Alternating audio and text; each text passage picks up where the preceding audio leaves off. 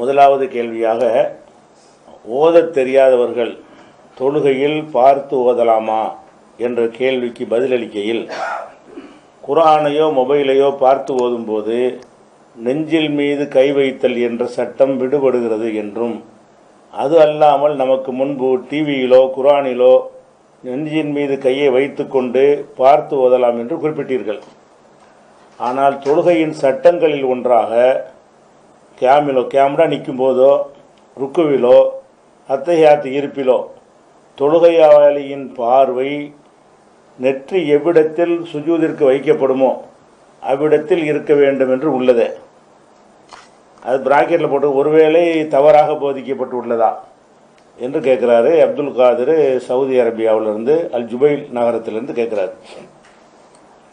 என்ன கேட்குறாருன்னா, நம்ம தொழுகையில் பார்த்து ஓதலாமான்னு கேட்டாங்க. பார்த்து ஓதுறதுல பிரச்சனை இல்லை, ஓதுறதுல ரெண்டு அடங்கும். நீங்கள் ஒரு ஸ்க்ரீனை போட்டு ஒரு எழுதி வைத்து படித்தால் அது ஓதுறதுக்கு மாற்றம் கிடையாதுன்னு சொன்னோம். அதில் எதிர்கேள்வியாக இவர் என்ன கேட்குறாருன்னு கேட்டால், சஜிதா செய்வோம்ல இடம் அங்கே தானே பார்வை இருக்கணும், அப்படி தானே மார்க்கத்தில் சட்டம் இருக்குது. ருக்கு செய்யும் போதும் இந்த கண் அங்கே தான் பார்க்கணும், சஜிதா செய்யும் போதும் அங்கே தான் பார்க்கணும், அத்தஹியாத்தில் இருக்கும்போதும் அந்த நெத்தி எங்கே வைப்போமோ அதை தான் பார்க்கணும், நிற்கும் பொழுதும் அதை தான் பார்க்கணும்னு சட்டம் இருக்குது. அப்போ அதை பார்த்து ஓதும்போது அது மீறப்படுகிறது என்று கேட்குறாரு. இப்படி பார்த்தோம்னா இப்படி பார்க்க முடியாதுல்ல, தரையை பார்த்து தான் தொழணும்னு இருக்கும் பொழுது, அப்போ நீங்கள் டிவியை பார்த்து அல்லது மேலே எழுதி வைத்து பார்த்து படிக்கும் பொழுது அந்த சஜிதா செய்யும் இடத்தை பார்க்க வேண்டும் என்கிறது அடிபடுகிறது என்பது அவருடைய கேள்வி. ஆனால் மார்க்கத்தில் சஜிதா செய்கிற இடத்தை பார்க்கணும் என்று எந்த சட்டமும் கிடையாது. ஆனால் எல்லா வகுப்பில் எல்லா குரூப்பில் உள்ளவங்களும் அப்படி தான் சட்டம்னு சொல்லி கொண்டிருக்கிறார்கள். எந்த பிரிவினராக இருந்தாலும் சஜிதா செய்யும் பொழுது நம்ம நெற்றியை வைக்கவும்ல அந்த இடத்த பார்க்கணும், நிற்கும் போது அந்த இடத்துலாம் கண் இருக்கணும், இப்படி தான் பார்க்கணும் என்று சொல்லி கொண்டிருக்கிறார்கள். அது நீண்ட நெடுங்காலமாக இப்படித்தான் இந்த தொழுகை முறையில எல்லாருமே சொல்லி கொண்டிருக்கிற காரணத்தினால் இந்த கேள்வி வைக்கப்படுகிறது.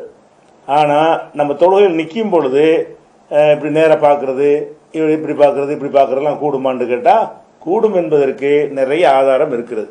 அதை தெரிஞ்சுக்கிட்டோம்னா இந்த ஒரு சட்டம் அடிபட்டு போயிடும். என்ன ஆதாரம் இருக்குன்னா, நபிகள் நாயகம் ஸல்லல்லாஹு அலைஹி வஸல்லம் அவர்களுக்கு ஒருத்தர் ஒரு அலங்கரிக்கப்பட்ட ஒரு ஆடையை கொடுக்குறார். அதை அணிந்து கொண்டு ரசூல் ஸல்லல்லாஹு அலைஹி வஸல்லம் தொழுகிறாங்க. இது புகாரியில் 752வது ஹதீஸில் இருக்கிறது. அப்போ தொழும்போது அவங்க அந்த டிசைன் போடப்பட்ட ட்ரெஸ்ஸை போட்டு தொழுதுனால அவங்க அதையே பார்க்குறாங்க. அந்த ட்ரெஸ்ஸை பார்க்கும்பொழுது அவங்களுடைய கவனத்தை அது திசை திருப்புது. உடனே தொழுது முடித்த உடனே அதை கலட்டி அவர்கிட்ட கொடுத்துட்டு வந்துருங்க, வேற ஒன்று வச்சுருப்பார் அதை வாங்கிட்டு வாங்க, இதை 2 வச்சுருந்துருப்பார் போல இருக்கு. நபி ஸல்லல்லாஹு அலைஹி வஸல்லம் அவர்கள் சொல்லும்போது, இந்த சகலத்தினி அலாமு ஹாதிஹி, இந்த ஆடையுடைய அந்த டிசைன்கள் என்னை கவனத்தை திருப்பி விட்டது. இது ஹபூ பிஹா இலா அபி ஜஹமின், இதை நீங்கள் அபூ ஜஹம்கிட்ட கொண்டே கொடுத்துருங்க. ஓத்தூபி அம்பிஜானியத்தின், வேற ஒரு இந்த ட்ரெஸ்ஸை வாங்கிட்டு வாங்கன்னு சொல்கிறாங்க. இப்போ நம்ம இதில் கவனிக்கிற விஷயம் என்னன்னு கேட்டால், ரசூல் ஸல்லல்லாஹு அலைஹி வஸல்லம் அவர்கள் அந்த டிசைன் போடப்பட்ட ஒரு வேலைப்பாடு செய்யப்பட்ட ஆடை அணிந்திருக்கிறார்கள் வைங்க.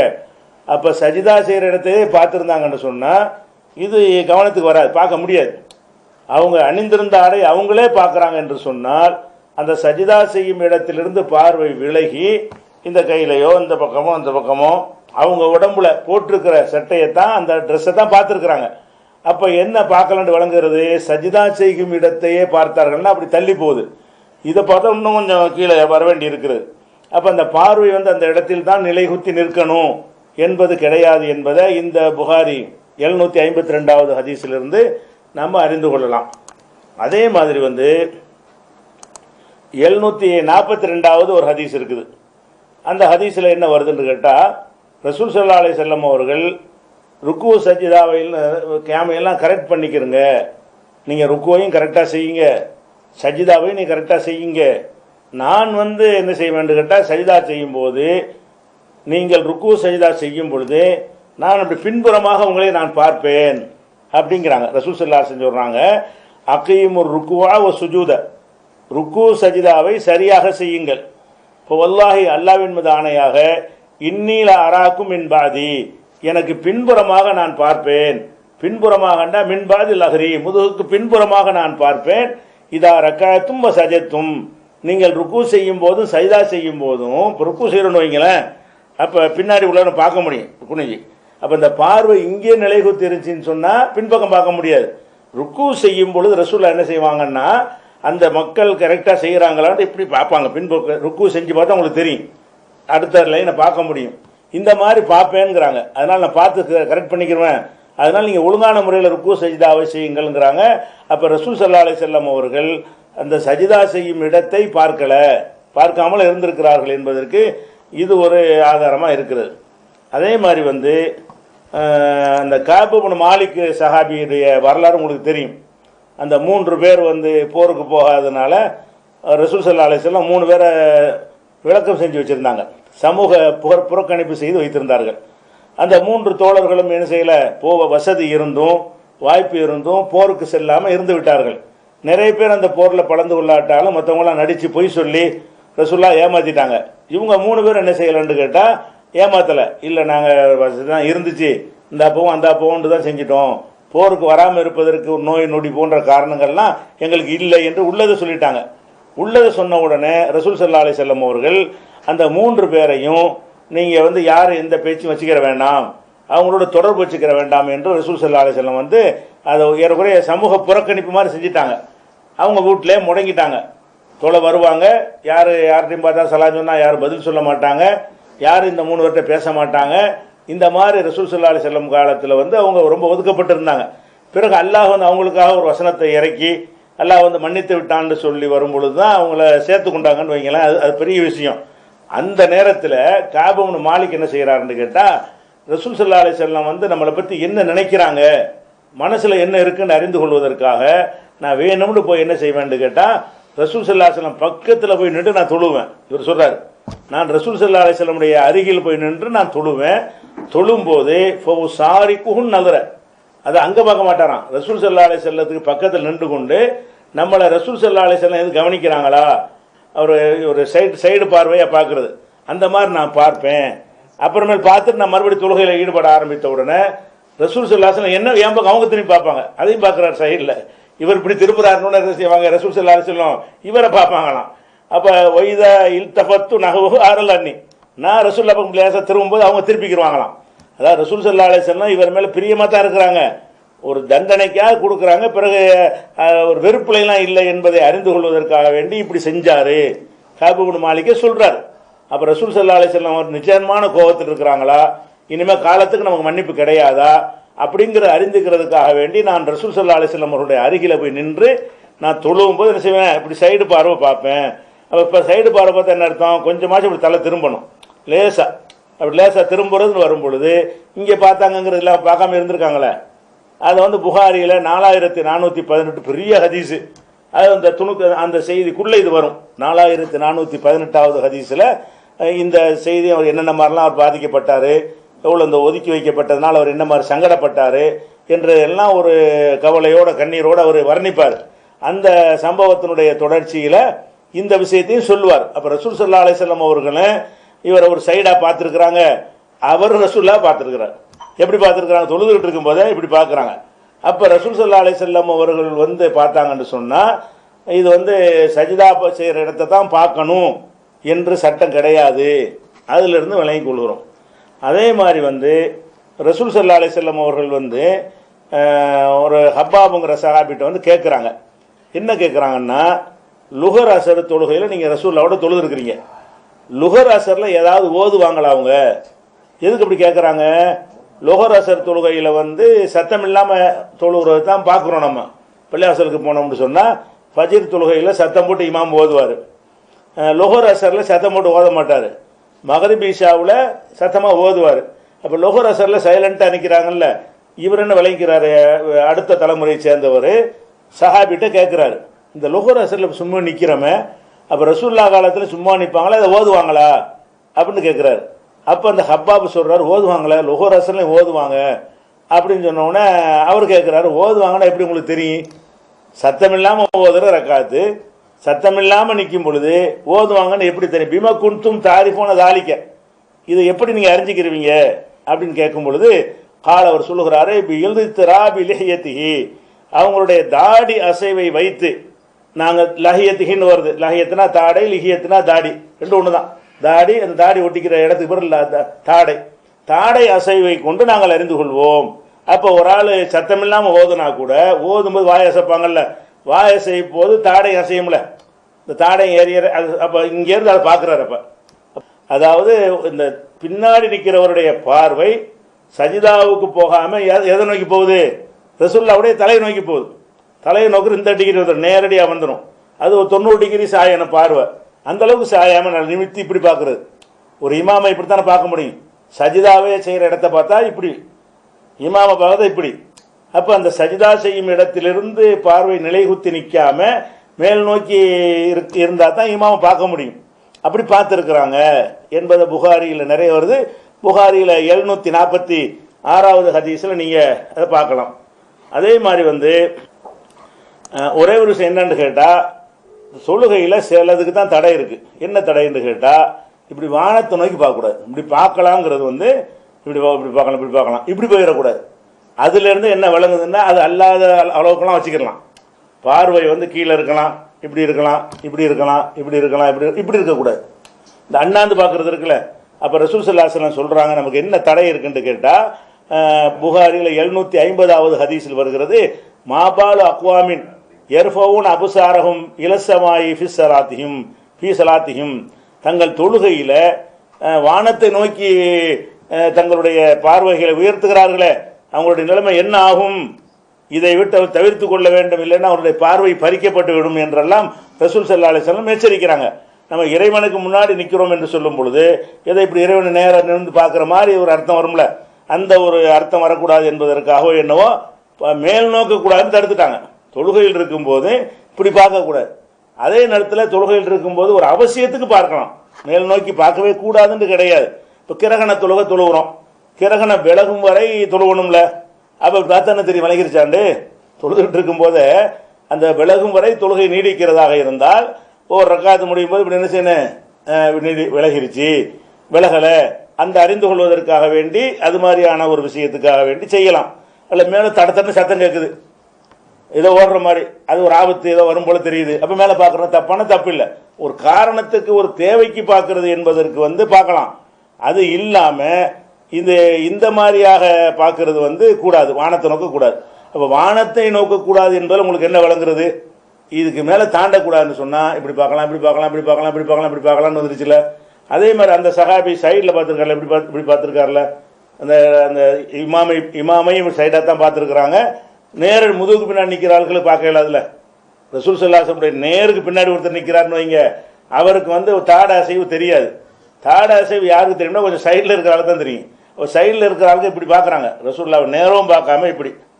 அப்போ இந்த மாதிரி பார்த்தால் தொழுகைக்கு பாதிப்பு வருமா? பாதிப்பு வராது. வானத்தை நோக்கக்கூடாதுங்கிறதுக்கு தடை இருக்குது. அதே மாதிரி திரும்பக்கூடாது. திரும்புறதுனா என்ன அர்த்தம்? அதாவது வலது பக்கம் இப்படி, இப்படி இடது பக்கம் அல்லது பின்புறமாக திரும்பி பார்க்குறது. 3 சைடு இருக்குல்ல, நம்ம நிற்கிறோம் என்று சொன்னால் நமக்கிட்ட உள்ள சைடு இது, இதுக்கப்புறம் இப்படி 2 சைடு இருக்கிறது, இப்படி பேக் சைடு இருக்கிறது. இந்த 3 திசைகளுக்கும் நம்ம உடம்பையோ தலையவோ திருப்பலாமான்னு கேட்டால் அதை ரசூல் ஸல்லல்லாஹு அலைஹி வஸல்லம் கண்டித்தார்கள் என்று புகாரியில் 751வது ஹதீஸில் இருக்கிறது. ரசூல் ஸல்லல்லாஹு அலைஹி வஸல்லம் அவர்கள்ட்ட தொழுகையில் திரும்பி பார்க்கலாமா என்று கேட்டேன்.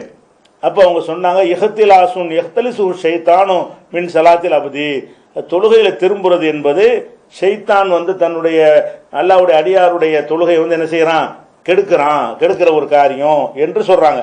அப்போ தொழுகையில் திரும்பி பார்க்கறது கூடாது. இப்படி இருக்கிறோம், இப்படி பார்க்கலாம், இப்படி பார்க்கலாம், அவ்வளோதான். அதாவது இந்த பக்கம் இப்படி பார்க்குறோம்ல, வலது இடது பக்கம் அப்படி திரும்புவது, பின்புறமாக திரும்புவதற்கு தடை. அந்த 3 திசையும் போகக்கூடாது. 4 திசையை பிரிச்சுக்கிறங்க. ஒரு திசையை பார்க்கலாம், இப்படி பார்க்கலாம், இப்படி பார்க்கலாம், தொழுதுகிட்டே பார்க்கலாம். இந்த 2 திசையும் பார்க்கக்கூடாது, இந்த 2 பின்புறமும் பார்க்கக்கூடாது. இப்படித்தான் நமக்கு தடை இருக்கிறது. அதுக்கு புகாரில் 751வது ஹதீஸில் இது இடம்பெற்றிருக்கிறது. அதே நேரத்தில் ஒரு அவசியத்துக்கு அப்படி கூட திரும்பி பார்க்கலாம். திரும்பி பார்க்கக்கூடாது தான், திரும்பி பார்க்கறது கூட இப்படி நின்றுட்டே இருக்கிறோம். பாம்பு நல்லா ஒருத்தர் கத்துறான், அப்போ இப்படி திரும்பி பார்த்தா பாம்புலேருந்து நம்ம தப்பிக்கணும், ஓடணுமா இல்லையா? அதை கண்டினியூ பண்ணுவதா பாம்பு தானான்னு வலது பக்கம் சத்தம் வந்துச்சுன்னா அப்படி தொழுகையில் இருந்துக்கிட்ட பார்க்கலாம். அது ஓடுற அளவுக்குள்ள ஒரு மேட்டராக இருந்துச்சுன்னா ஓடிட வேண்டியதுதான். இல்லை நின்று தாக்கு பிடிக்கிற அளவுக்கு அது வந்து நிற்க வேண்டியதான். அப்போ தேவைக்கு திரும்புறது, அதாவது திரும்பவே கூடாது தான். தேவைக்கு திரும்பலாமான்னா தேவைக்கு திரும்பலாம். இப்போ புகாரில் 754வது ஹதீஸில் வருது, ரசூல் ஸல்லல்லாஹு அலைஹி வஸல்லம் அவர்கள் வந்து கடைசியாக உடம்பு சரியில்லாமல் போயிட்டாங்கல்ல, அப்போ சில நாட்கள் வந்து அவங்க வந்து பள்ளிவாசலுக்கு வரல. அபூபக்கர் தான் தொழுவிக்கிறாங்க. முடியவே இல்லை, அதை எந்திரிக்க முடியலை, ரொம்ப முடியாத ஒரு நிலை ஏற்பட்ட பிறகு அபூபக்கர் தான் என்ன செய்கிறாங்க, தொழுவிச்சுக்கிட்டு இருக்கிறாங்க. ரசூல் ஸல்லல்லாஹு அலைஹி வஸல்லம் அவர்கள் வர்றது இல்லை. அப்போ ஒரு நாள் இந்த மாதிரி வந்து ஃபஜர் தொழுகை நடந்துக்கிட்டு இருக்கும் பொழுது ரசூல் ஸல்லல்லாஹு அலைஹி வஸல்லம் என்ன செய்கிறாங்கன்னா, அப்படி ஆயிஷா நாயகி வீட்டிலான இருக்கிறாங்க, அதை திரையை விலக்கி அப்படி பார்க்குறாங்க. மக்கள் எல்லாம் சஃபில் அணிவகுத்து நிற்கிறாங்க, மக்கள் அணிவகுத்து நிற்கிறத பார்க்குறாங்க. அப்போ பஸ்ஸமே எழுகும். அப்போ ரசூல் ஸல்லல்லாஹு அலைஹி வஸல்லம் அவர்கள் வந்து அவங்கள பார்த்து ஒரு சிரித்து புன்னகை பூக்குறாங்க, அழகான முறை தொழுகிறாங்களே என்று பண்ணுறாங்க. அப்புறம் நக்கஸ் அபூபக்கர் ரலியல்லாஹு அன்ஹு அலா அகிபைஹி, அதாவது அபூபக்கர் அவர்கள் வந்து என்ன செய்கிறாரு, அப்படியே பின்புறமாக வர்றாரு. ஏன்னா ரசூல் ஸல்லல்லாஹு அலைஹி வஸல்லம் தலையை நீட்டுறாங்க, ஒருவேளை அவங்க தான் தொழுகைக்கு வர்றாங்க போல இருக்குது அப்படி சொல்லி அப்படி ரிவர்ஸாக வர்றாரு. அவர் தொழுகைக்கு தான் வர்றாங்கன்னு நினச்சிக்கிட்டு அவர் செய்கிறாரு. அப்போ அவர் என்ன வெளியே வர்றாங்கன்னு அப்போ ரசூல் ஸல்லல்லாஹு அலைஹி வஸல்லம் என்ன செய்கிறாங்கன்னா, யார் உலக வேணாம் கை அத்திமு சலாத்தக்கும், உங்கள் தொழுகையை பூர்த்தியாக்குங்கள் என்ற கருத்துப்பட இப்படி கையை காட்டினார்கள். கையை காட்டிட்டு திரையை மறுபடியும் தொங்க விட்டு கொண்டார்கள். அன்றுதான் மரணித்தார்கள், அன்றைய கடைசியில் மரணித்து விட்டார்கள். அப்போ ரசூல் ஸல்லல்லாஹு அலைஹி வஸல்லம் மரணிக்கிற நாளில் அவங்க வரும்போது சைடில் தான் வாசல் இருக்குது, அங்கேருந்து வர்றாங்க. அபூபக்கர் இங்கே இருக்கிறாரு, அவங்க எட்டி பார்க்குறது அவருக்கு தெரியுது, திருமணம் தான் தெரியும். ரசூலுல்லாஹ்வுடைய ரூம்லேருந்து அவங்க வர்றாங்கன்னு தெரிஞ்ச உடனே அது வந்து அந்த நேர கிப்லாவுக்கு நேர வீடு இருக்காது, வீடு இருக்கலை, ஒரு வலதுபுறமாக தான் இருந்துச்சு. இவர் இமாம் நேரம் நிற்பார். தொழுதுகிட்டு இருக்கும்போது ரசூல் ஸல்லல்லாஹு அலைஹி வஸல்லம் வர்ற திறந்தோடனே பார்க்குறதுனா இப்படி தான் பார்க்க முடியும். அப்போ ரசூலுல்லாஹ் வர்றாங்களோன்னு என்ன செய்கிறாரு, அப்படியே அவர் ரிவர்ஸாக பார்க்குறாரு. ரிவர்ஸ் ஆக வேணாம், அப்படி இருங்க அப்படின்னு கையை காட்டிட்டு ரசூல் ஸல்லல்லாஹு அலைஹி வஸல்லம் மறுபடியும் உள்ளே போயிட்டாங்க, நீங்கள் மரணிச்சிட்டாங்க. அப்போ திரும்பி பார்த்துருக்காங்கல்ல, இது தேவை. இது புகாரில் 754வது ஹதீஸில் நீங்கள் பார்க்கலாம். அப்போ இதில் வந்து என்னன்னு கேட்டால், தொழுகையில் வந்து நமக்கு தடுக்கப்பட்டது என்னென்னா, வலது இடது பின்புறம் திரும்பக்கூடாது, தலையையும் திரும்பக்கூடாது, மொத்த பாடியையும் திரும்பக்கூடாது. இது ஒரு பொதுவான ஒரு விஷயம். ஆகாயத்தை நோக்கியும் பார்க்கக்கூடாது, இது ஒரு பொதுவான தடை. இதில் என்ன விதிவிலக்குன்னா, ஒரு தேவை என்று வரும் பொழுது அப்போ நம்ம திரும்பி தான் பார்க்கணும். ஏதோ ஒரு அச்சுறுத்தல் பயங்கரம் வருது, ஏதோ ஒன்று எச்சரிக்கை பண்ணுறாங்க, இங்கேருந்து ஒரு சவுண்டு வருது, அப்போ அதை பார்த்துட்டா நம்ம என்ன செய்யணும், அதுக்கு தகுந்தவாறு ஒரு முடிவை எடுக்கணும். அது மாதிரி எல்லாம் வலது பக்கம் ஒருத்தர் நிற்கிறாரு, தின்னு மயங்கி விழுந்துட்டாரு, அப்போ நம்ம தொழுகை நீடிக்க முடியுமா? பொத்துன்னு சத்தம் கேட்குது, சஃபில் உள்ளார் விழுந்துட்டா, திரும்பி தான் பார்க்கணும், நெசமாக விழுந்துட்டாரா, போய் தொழுகை முடிச்சுட்டு போய் அவரை காப்பாற்றணும், பிறகு தொழுதுக்கிறலாம். இப்போ ரசூல் ஸல்லல்லாஹு அலைஹி வஸல்லம் வந்து ஒரு கிரகண தொழுகிறாங்க. தொழுகும்போது ஆயிஷா நாயகி எல்லாம் அதில் சேர்ந்துருக்கிறாங்க. அப்போ ஆயிஷா நாயுடைய சகோதரி அஸ்மா வந்து என்னன்னு கேட்குறாங்க, என்ன தொழுவுறீங்க, எதுக்கு திடீர்னு தொழுவுறீங்கன்னு கேட்குறாங்க. அப்போ ஆயிஷா நாய் என்ன செய்கிறாங்க அப்படிங்கிறாங்க, சரி கிரகணத்தை பாருண்டு அப்படி சொல்லி தொழுகையில் இருந்துக்கிட்ட கிரகணத்தை பாருன்னு சொல்லாமல் அவங்களை இசாராவில் இப்படிங்கிறாங்க. இவங்களுக்கு ஒரு மெசேஜ் வைக்கிறாங்க, வானத்தை பாரு, கிரகணத்துக்கு தான் தொழுகிறோன்றதை அப்படி சொல்கிறாங்க. அதுவும் புகாரில் வரக்கூடிய செய்தி தான். ரசூலுல்லாஹ் காலத்தில் நடக்குது, அவங்க முன்னிலையில் அவங்க இருக்கும்போது நடக்கிற ஒரு சம்பவம். அதனால வந்து தொழுகையில் வந்து சஜிதா செய்யும் இடத்தை தான் பார்க்கணுங்கிறது வந்து எந்த ஒரு சட்டமும் கிடையாது. பார்க்கவும் செய்யலாம், அது பார்க்கக்கூடாதுன்னு கிடையாது. நீங்கள் விரும்பினா சஜிதா செய்கிற இடத்தையும் பாருங்கள், உங்கள் பாதத்தை கூட பாருங்கள், அதோட இன்னும் கொஞ்சம் கூட பாருங்கள், 90 டிகிரி வரைக்கும் என்ன செய்யலாம், நீங்கள் பார்க்கலாம், அப்படி வைத்துக்கொள்ள வேண்டியது. அதனால நம்ம பார்த்து ஓதலாம் என்று சொன்னது வந்து இந்த சுண்ணத்தை மீறுறது வர சுண்ணத்து கிடையாது, அனுமதிக்கப்பட்டது தான். அதாவது சஜிதா செய்கிற இடத்தை தான் பார்க்க வேண்டும் என்பது வந்து செய்யலாம், அதைத்தான் செய்யணும்னு சட்டமாக இருந்தால் தான் நீங்கள் பார்த்து ஓதும்போது அந்த சுண்ணத்தை அடிபடுது, இதை பார்க்குறீங்க அதை பார்க்கலையே என்று ஒரு கேள்வி வரும். அந்த ஒரு கேள்விக்கு இடமில்லை.